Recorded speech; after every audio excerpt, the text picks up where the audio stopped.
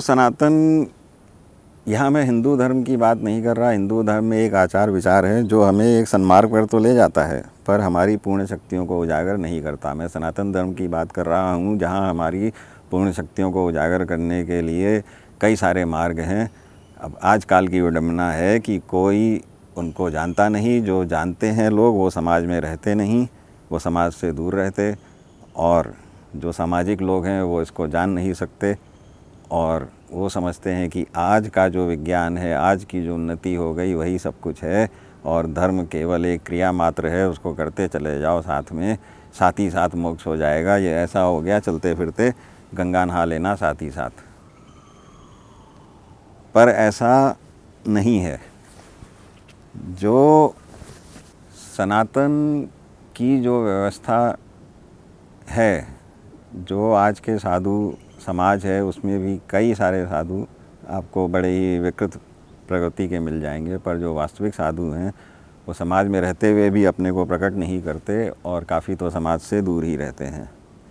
तो जीवन का लक्ष्य क्या है? जीवन का लक्ष्य 9 to 5 या 9 to 9 ऑफिस जॉब करना, फिर जीते जीते मर जाना और मरते दम तक यही काम करते रहना। जो आजकल के कई सारे आपने देखा होगा बॉलीवुड के एक्टर, सेलिब्रिटीज़ जो लगे पड़े हैं, उम्र हो रही 80 साल और अभी भी रोज़ कितने कपड़े बदल रहे और कितने एड्स कर रहे, एक ही चीज़ करे जा रहे और किसी ने उनको ये सिखा दिया है कि कर्म करते चले जाओ, गति अपने आप हो जाएगी। ऐसे बिल्कुल गति नहीं होगी, ये जीवन भी निकल जाएगा और फिर ये चक्र बार बार घूमना पड़ेगा।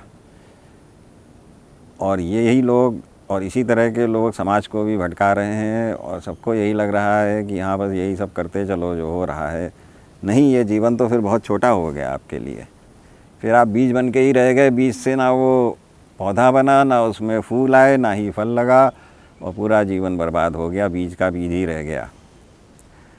अगर आपको इस बीज को फलित करना है तो वो मिट्टी सनातन ही है।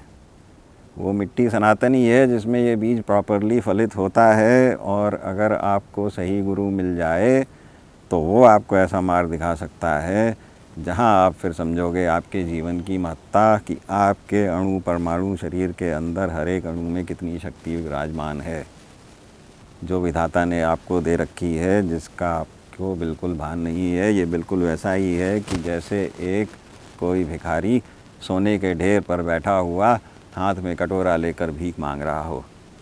यही आजकल के समाज की नियति है।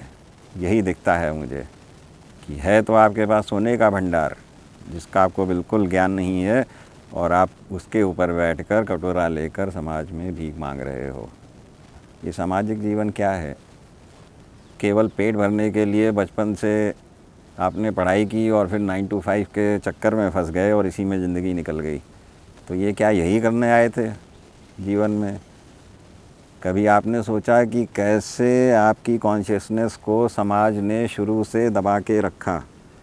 शुरू से ही आपको नौकर बना दिया। जैसे ही आप स्कूल में ABCD का पाठ करने लगे, मैं ये नहीं कहता कि शिक्षा की ज़रूरत नहीं है, शिक्षा की बिल्कुल ज़रूरत है, पर शिक्षित होने के साथ साथ जो आज की प्रासंगिक शिक्षा है उसके साथ साथ जो हमारी प्राचीन शिक्षा पद्धति थी उसको भी बच्चों को सिखाना चाहिए। क्यों? क्योंकि उस शिक्षा पद्धति में अगर आप रहोगे, उसको पढ़ोगे, उसको समझोगे, उस प्राचीन पद्धति को, तो जो नवीन शिक्षा पद्धति है उससे जो आजकल मानसिक डिप्रेशन और ये सारी बीमारियां और लोग बीमारी हो रहे हैं, 60-70 की उम्र भी एक बहुत बड़ी उम्र मानी जा रही है, उसी को लोग पूरा जीवन मान लेते हैं। ये सारा विकार उस प्राचीन शिक्षा पद्धति से बिल्कुल नहीं होगा अगर आप उसका पालन करोगे, और उससे ही धर्म की भी रक्षा होगी। ये खाली मंदिर जाने से, टीके लगा लेने से, कुछ पूजा पाठ कर लेने से धर्म की रक्षा तो एक लेवल पर होगी क्योंकि समाज जुड़ेगा, पर अगर वास्तविक रूप में रक्षा करनी है तो आपको शास्त्रों को उठाना ही पड़ेगा, पढ़ना ही पड़ेगा, किसी न किसी गुरु को खोजना ही पड़ेगा। और जो साधु जीवन का आनंद है वो आनंद ऐसे आपको प्राप्त हो ही नहीं सकता, आप उसकी कल्पना भी नहीं कर सकते। मैं तो काफ़ी साधुओं के साथ रहा हूँ और अभी मैं काफ़ी दिनों बाद एक वीडियो बना के आप लोगों के सामने प्रस्तुत हूँ फिर से, क्योंकि बीच में सामाजिक तो थी ही ज़रूरतें जिसको मैं पूरा कर रहा था, पर साथ ही साथ कुछ क्रियाएं भी थीं जिनको मुझे करना था गुप्त रूप से, इसीलिए मैं दूर था काफ़ी समय से।